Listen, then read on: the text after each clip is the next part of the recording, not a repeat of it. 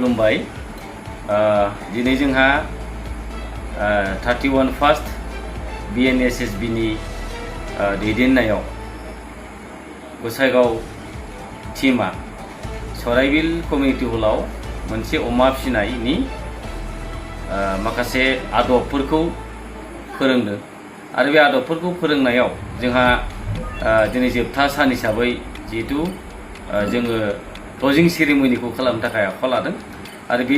क्लोजिं सेरेमनियाव जोंहा आलासि महरै नुजाफैनो हादों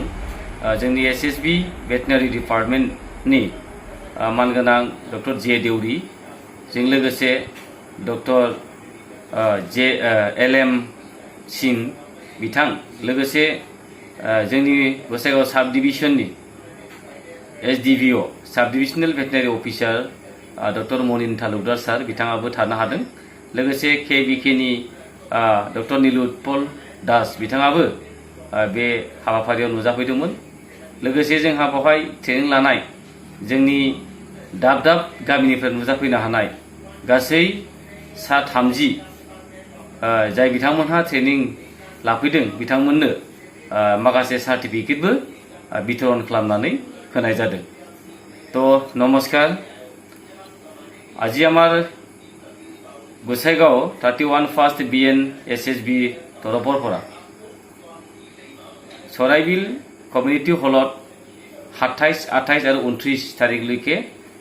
एक गाहरिर जितु साइंटिफिकली केनेके आमी पालन करिब लागे तार कारणे प्रशिक्षण दिया होइसे। এই प्रशिक्षण शिबिर আজি 29 तारिखत सामरणी मारे और सामरणी सभात उपस्थित থাকে भेटेनारि department SSB doctor LM Singh लगते डक्टर जे देउरी सार থাকে और आमार कक्राझार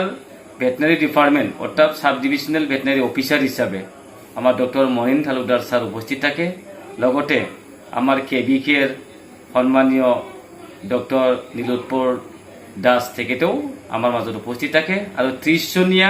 जितु प्रशिक्षणत उपस्थित बा अंशग्रहण करिছিলে तेखेतসকলক अंशग्रहण करार एक सार्टिफिकेट हिसाबे वितरण करा হয়।